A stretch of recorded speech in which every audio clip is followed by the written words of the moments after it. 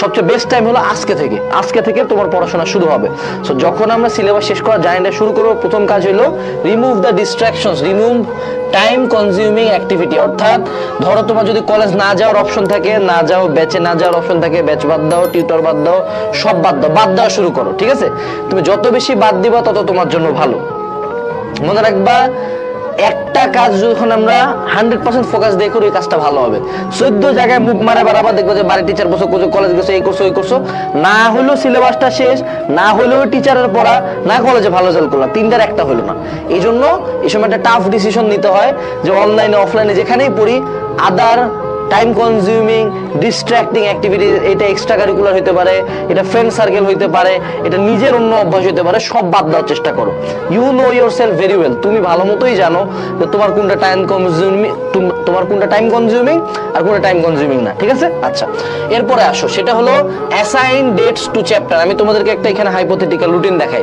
সেটা হলো নভেম্বর 30 তারিখ ফিজিক্স ফার্স্ট পেপার ভেক্টর, ডিসেম্বরের 1 তারিখ কেমিস্ট্রি ফার্স্ট পেপার গুণগত রসায়ন, ডিসেম্বরের 2 তারিখ হায়ার ম্যাথ ম্যাট্রিক্স নির্ণায়ক, ডিসেম্বরের 3 তারিখ বায়োলজি ফার্স্ট পেপার কোষ ও কোষের গঠন।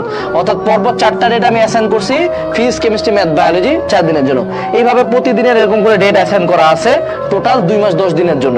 তোমার যদি আমার রুটিন পছন্দ না হয়, নিজে বসে একটা রুটিন বানাও। আমার মুদ্রা কথা, এই যে প্রত্যেকটা ডেটে একটা করে চ্যাপ্টার অ্যাসাইন করা মানে তোমার ব্রেনকে একটা কাজ দিয়ে দেওয়া, ওর দায়িত্ব হলো ওই দিন যা করে হোক। ধরো আমার কোন রুটিনই তুমি মানলা না, যা করে হোক না কেন, ওকে ওই দিনের পড়াশোনাটা কমপ্লিট করতে হবে। ভেক্টর শেষ করতেই হবে, পরের চ্যাপ্টারটা কি গুণগত রসায়ন শেষ করতেই হবে, ম্যাট্রিক্স নির্ণায়ক শেষ করতেই হবে। এই মোডে আমাদেরকে আগাইতে হবে। ঠিক আছে, অর্থাৎ ডেট অ্যাসাইনিংটা খুব জরুরি। তুমি একবার ডেট অ্যাসাইন করে দেখো, তুমি দেখবা তোমার মাথা অটোমেটিক্যালি খুলে গেছে, তুমি দেখবা যে তোমার ব্রেন যথেষ্ট ভালো পারফর্ম করতেছে। কারণ তখন একটা সেন্স অফ অ্যাচিভমেন্ট আছে, না কিছু তো একটা করছি। এবং প্রতিদিন ধরো একটা পড়া শেষ হয়েছে, এটা প্রিন্ট করছো, এটার মধ্যে একটা টিক মারলা, দেখবা যে অনেক ভালো লাগছে, আরে শালা সেই আগাচ্ছে। কারণ তোমার ব্রেন অলওয়েজ চাই যে ভিজুয়ালাইজ করো, আমার যে ইমপ্রুভমেন্ট হয়েছে এটা ভিজুয়ালাইজ হোক।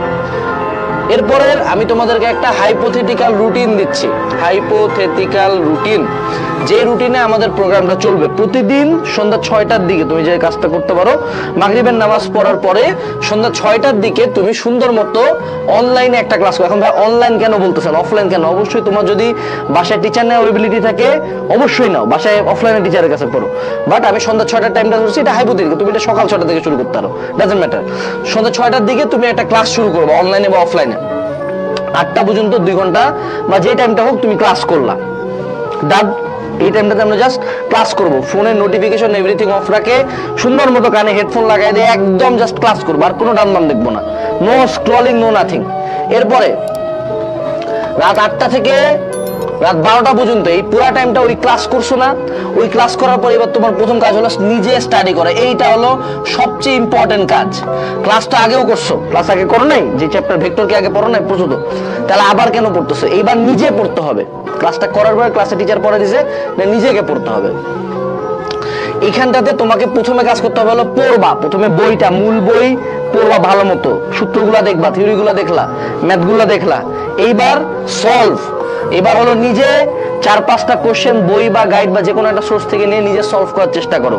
গেল রাত 12টার দিকে কাম শেষ, ঘুমায় গেলাম। সকাল 10টার দিকে আমার আবার পড়াশোনা শুরু হলো। সকাল 10টার দিকে তোমার কাজ হলো 2টা, হয় এই যে চ্যাপ্টারটা পড়লাম না ভেক্টরের উপর একটা প্র্যাকটিস করা, নিজে আরো 2-3টা ম্যাথ করার চেষ্টা করা, কারণ যখন আমরা সলভ করছি তখন আমরা সলভটাও দেখবো। এবার কোনো সলভ নাই, সলভ করা নিষেধ, 2টা কোশ্চেন নিয়ে নিজে সলভ করার চেষ্টা করো, অথবা সবচেয়ে ভালো হয় যে কোনো একটা জায়গায় এক্সাম দেওয়া। এবং তারপরে আবার দুপুর 12টা থেকে সন্ধ্যা 6টা পর্যন্ত তোমার পুরা কাজ হলো তোমার আদার্স যে অ্যাক্টিভিটিস আছে, কলেজ, প্রাইভেট, ঘোরাঘুরি, যা কিছু এগুলো আদার্স অ্যাক্টিভিটিস করবা। আর চাইলে অ্যানালাইজ করতে পারো যে এই যে আমি চ্যাপ্টারটা পড়লাম, এই চ্যাপ্টার থেকে আমার এইচএসসির জন্য কি কি ইম্পর্টেন্ট। ঠিক আছে, এইচএসসির জন্য কি কি ইম্পর্টেন্ট, এইটা একটা হাইপোথেটিক্যাল রুটিন, বাট সবচেয়ে ভালো। এই পড়াশোনার ক্ষেত্রে, স্টাডির ক্ষেত্রে আমি অলওয়েজ সাজেস্ট করব রিড ফ্রম ওয়ান সোর্স। অর্থাৎ যখন তুমি পড়াশোনা করবা ট্রাই করো একটা মাত্র সোর্স থেকে পড়াশোনা করার। ঠিক আছে, যে কোনো একটা সোর্স, একটা বই থেকেই পড়তেছো, একটা একটা রাইটারেরই ম্যাথ সলভ করতেছো, কারণ একাধিক রাইটারে যখন এখন আবার যাবা আবার মাথাটা হেফাজত হয়ে যাবে। তো আমার কাজ হলো ব্রেনটাকে যতটা মানে কনসেন্ট্রেটেড ফর্মে, যতটা কম অগোছালো ফর্মে রাখা যায় তত ভালো। ঠিক আছে, আচ্ছা সেটা হলো তোমার রুটিনটা সাজানোর ক্ষেত্রে একটা টিপস দিতে পারি। আমরা এখানে ফিজিক্স, কেমিস্ট্রি, ম্যাথ, বায়োলজি লিখছি, এটা একটা প্রসেস আছে। দ্বিতীয় একটা প্রসেস আছে একটানা ফিজিক্স। যখন তোমার ব্রেনটা ফ্রেশ থাকে তখন যদি প্রতিদিন ফিজিক্স পড়ো সমস্যা হয় না। এখন তোমার ব্রেন ফ্রেশ না, এখন তুমি ফিজিক্স, কেমিস্ট্রি, ম্যাথ, বায়োলজি সবই পড়ছো। সো আমরা যখন একটা রোটেশন এখানে ইন্ট্রোডিউস করতেছি, প্রথম দিন ফিজিক্স, তারপর কেমিস্ট্রি, তারপর ম্যাথ, তারপর দিন বায়োলজি, এই যে কনস্ট্যান্টলি ব্রেনটা একটু চেঞ্জ হচ্ছে, একটু নতুন নতুন ফ্রেশ লাগবে। সো রুটিন দুইভাবে সাজাতে পারো, আইদার রোটেট করতে পারো সাবজেক্টগুলা, অথবা একটানা পুরো ফিজিক্স শেষ করবা তারপরে একটানা কেমিস্ট্রি শেষ হবে, এরকম করে চলবে।